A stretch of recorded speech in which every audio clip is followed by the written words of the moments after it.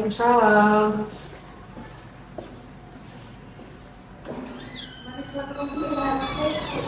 Iya, silakan duduk di sini. Ya, baik, terima kasih Bu. Ya, sama-sama. Oke, sebelumnya silakan perkenalkan diri terlebih dahulu, Mbak. Dari mana kelasnya, namanya siapa? Ya, Bu. Jadi perkenalkan, nama saya Tita Putitiana Astuti. Saya dari kelas 11 IPS 2. Mbak Tita ya, teman di sana. Betul. Bagaimana kabarnya hari ini, Mbak Tita? Alhamdulillah, kabar saya hari ini baik Bu. Ajaran hari ini menyenangkan atau tidak? Ya, lumayan menyenangkan sih. Oke, menyenangkan. Kalau begitu, Ibu ingin menanyakan tujuan Mbak Tita mengambil Ibu ke ruangan BK ini dengan tujuan apa? Seperti itu. Ya, jadi Ibu, tujuan saya datang ke ruang PK ini karena saya itu ingin mengonsultasikan terkait permasalahan yang mengganggu diri saya, Bu. Seperti itu ya. Tapi sebelum lanjut ini kan setiap peserta konseling itu memiliki waktu ya Mbak ya. Jadi mungkin Mbak Tita hari ini membutuhkan waktu berapa lama?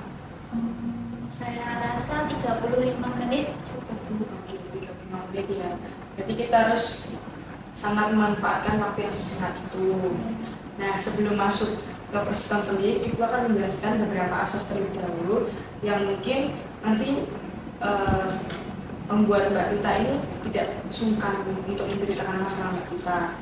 Jadi Mbak Tita tidak perlu khawatir ya, di konseling ini itu ada beberapa asas seperti asas kerahasiaan, kesukarelaan, terus dan sebagainya seperti itu. Nah, asas yang kerahasiaan ini dapat diartikan ini jadi setiap permasalahan yang Mbak Tita ceritakan dan Mbak Tita ungkapkan ke Ibu ini akan terjaga rahasianya dan tidak, insya Allah tidak akan terbocorkan ke siapa saja seperti itu. Jadi Mbak Tita bisa tidak sungkan untuk menceritakan apa saja yang Mbak Tita rasakan seperti itu. Nah, mungkin Mbak Tita bisa langsung menjelaskan masalah seperti apa yang sedang Mbak Tita alami. Ya, baik Bu. Jadi permasalahan yang saat ini sedang saya alami itu, saya itu merasa tidak dapat membagi waktu saya dengan baik Bu. Karena kan jadinya itu saya mengerjakan tugas-tugas saya itu kayak terganggu seperti itu loh Bu. Karena itu Bu, waktu saya itu dan kesibukan saya itu banyak sekali dalam organisasi. Karena saya di sekolah ini tuh mengikuti berapa organisasi Bu. Berarti seperti tidak bisa membagi waktu untuk mengerjakan tugas seperti itu ya, karena banyak mengikuti organisasi. Ya, betul Bu. Mbak Tita mengikuti organisasi apa saja? Saya mengikuti 3 organisasi Bu, yaitu organisasi OSIS, Pramuka, sama basket. Basket.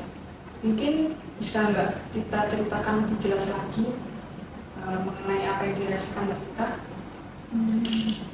Iya Bu, jadi kan ketika organisasi saya itu kayak bertabrakan gitu loh Bu, prokernya. Nah, di situ kan jadi membuat saya itu bingung dan kayak kesusahan dalam mengerjakan tugas-tugas yang diberikan.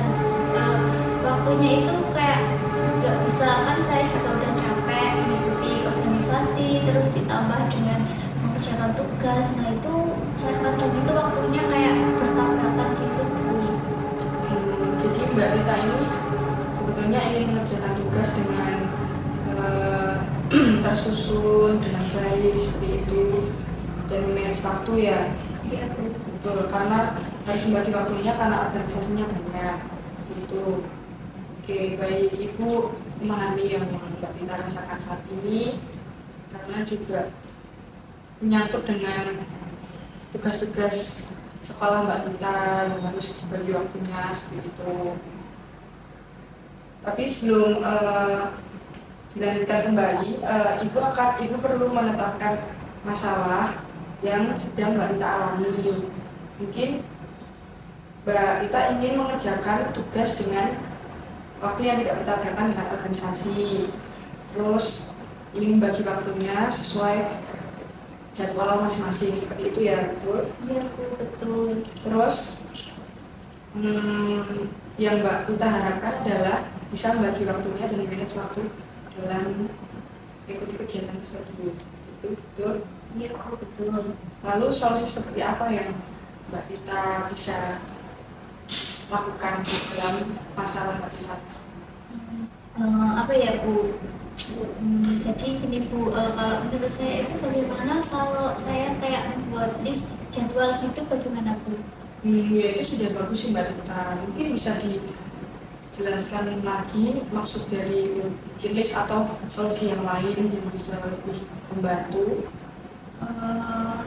Ya, jadi kan tadi saya bilang kalau akan membuat list jadwal. Nah, jadi itu seperti ini Bu. Jadi kan biar nggak tabrakan dengan kegiatan organisasi saya itu, saya akan membuat list jadwal dengan tersusun gitu loh Bu. Jadi maksudnya misal hari ini ada tugas ini, lalu saya list dalam jadwal tersebut untuk hari selanjutnya juga ada tugas ini dan saya kegiatan organisasi di jam ini. Nah, lalu di waktu setelah kayak waktu luang ya seperti jam istirahat kayak gitu nanti saya bisa buat cicilan mengerjakan tugas gitu sih Bu. Ya bagus sekali ya Mbak Tita ya solusinya. Tadi Mbak Tita mengatakan bahwa bisa membuat list jadwal, mengerjakan di sela-sela istirahat di waktu luang seperti itu ya. Terus pada saat pulang sekolah bisa langsung dikerjakan supaya tidak tertunda. Lalu apakah Mbak Tita ini dapat melakukan dan mengerjakan tugas di waktu selang itu mungkin mulai kapan? Kalau saya rasa mulai besok saya insya Allah bisa untuk melakukannya. Kebetulan besok saya juga ada itu kayak rapat gitu loh Bu. Jadi kan mungkin sebelum rapat saya bisa mengerjakan dulu. Oke, mungkin dari biasanya Ibu ingin bertanya ya, biasanya itu satu minggu itu kegiatan Mbak Tita itu seperti rapat, latihan dan sebagainya itu berapa kali? Ya cukup padat juga sih Bu, hampir setiap hari. Paling yang ada kalau nggak itu cuma 2 hari sih, paling di hari Senin sama hari apa ya hari Jumat. Kalau selain hari itu full rapat latihan seperti itu sih Bu. Jadi ya Berarti yang kosong itu hari Senin dan Jumat saja? Iya. Nah untuk pengerjaan tugas sendiri apa Mbak Tita itu selalu mengerjakan sendiri atau dengan teman seperti itu? Lebih sering sendiri sih Bu, karena tugas individu. Ya, jadi bagus sekali ya Mbak Tita ya. Berarti Mbak Tita sudah bisa menemukan dan menerapkan solusi dari Mbak Tita sendiri seperti itu. Nah, jadi pada proses konseling ini Ibu menggunakan pendekatan SFBC dengan teknik scaling seperti itu ya Mbak Tita. Nah, Ibu ini Mbak Tita menggambarkan skala dari yang sudah Ibu bikin ini. Nah ini ada skala dari mulai 1 hingga 10 yang menggambarkan dari mulai perasaan yang sangat sedih sekali hingga cukup lega seperti itu. Mungkin dari Mbak Tita bisa menggambarkan skala yang sudah Mbak Tita rasakan. Kalau saat ini saya ada di skala ini Bu, skala 2 sih Bu.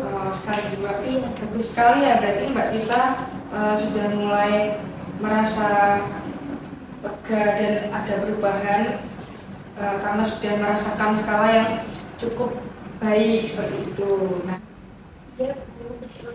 Saya sudah merasa cukup senang nih Bu, karena masalah saya sudah mendapatkan solusi. ya alhamdulillah kalau begitu ya Mbak Tita. Ibu juga sangat senang karena dengan perubahannya Mbak Tita sudah bisa menemukan solusi seperti itu dan Ibu juga berharap Mbak Tita bisa melakukannya dengan sungguh-sungguh dan pasti juga akan mendapatkan apa yang Mbak Tita inginkan. Iya. Oke, selanjutnya mungkin Ibu ingin Mbak Tita memberikan kesan dan pesan lalu kesimpulan dari Mbak Tita untuk pertemuan konseling kali ini. Ya, jadi apa ya, untuk pesan dan pesan saya dalam mengikuti kegiatan konseling itu konseling pada kali ini tuh saya merasa cukup senang dan lega, dan kegiatan konseling ini juga bermanfaat tentunya, dan eh, dapat membantu saya dalam menyelesaikan permasalahan, dan saya juga sudah menemukan solusi yang terbaik, Bu. Lalu untuk apa kesimpulannya itu, eh, tadi kan saya merasa bahwa saya itu tidak dapat membagi waktu karena bertabrakan karena kegiatan organisasi dan juga tugas-tugas, intinya kayak tugas saya itu terlupakan gitu ya, Bu. Lalu untuk solusi yang dapat saya pilih yaitu saya akan membuat list jadwal, yaitu dengan kayak saya mau mencatat misal hari ini tugas saya ini, kegiatan organisasi saya ini, lalu untuk hari selanjutnya seperti itu hingga seminggu, dan saya berharap bisa mengerjakannya sesuai dengan jadwal yang sudah saya buat tersebut. Jadi apa ya, Bu, antara tugas dan kegiatan organisasi saya itu lebih tersusun gitu loh, Bu, nggak bertabrakan lagi, dan saya juga mengerjakan tugas itu saya usahakan di waktu yang luang kayak waktu istirahat gitu, Bu. Oke, baik Mbak Dita. Terima kasih, sangat tepat sekali kesimpulan serta pesan-pesan. Oh iya Mbak, di sini Ibu juga ingin melihat perkembangan Mbak Dita setelah proses konseling ini. Apakah mungkin setelah menemukan solusi dari konseling hari ini, Mbak Dita akan melaksanakan pertemuan kembali mungkin? Ya, Bu, kira-kira kapan ya, Bu, bisa bisa melakukan pertemuan kembali? Mungkin minggu depan. Oke, baik, Bu. Insyaallah saya bisa, Bu. Oke. Nanti di jamnya sama ya, Bu? Oh iya, bisa. Ya sudah, berarti sudah cukup ya Bu akhiri. Apakah Mbak Dita ingin bertanya atau menambahkan lagi sesuatu seperti itu? Enggak, Bu, saya rasa ini sudah cukup. Jadi Bu akhiri ya pertemuan pada hari ini. Silakan mungkin bisa melanjutkan kegiatan selanjutnya. Ya, baik, Bu, kalau begitu saya terima kasih ya, Bu, karena sudah membantu saya. Ya, Ibu juga ya. Ya, kalau begitu saya pamit kembali ke kelas dulu ya, Bu. Oh iya, ini Ibu ada hasil evaluasi, lembar hasil evaluasi, nanti bisa diisi, mungkin bisa dikumpulkan ke Ibu lagi di mungkin besok ya, besok siang sekitar sebelum istirahat bisa dikumpulkan ke Ibu lagi. Ya, Siang. Bu. Terima kasih ya. Ya, baik, Bu, kalau begitu saya balik dulu ya, Bu. Ya. Assalamualaikum. Salam.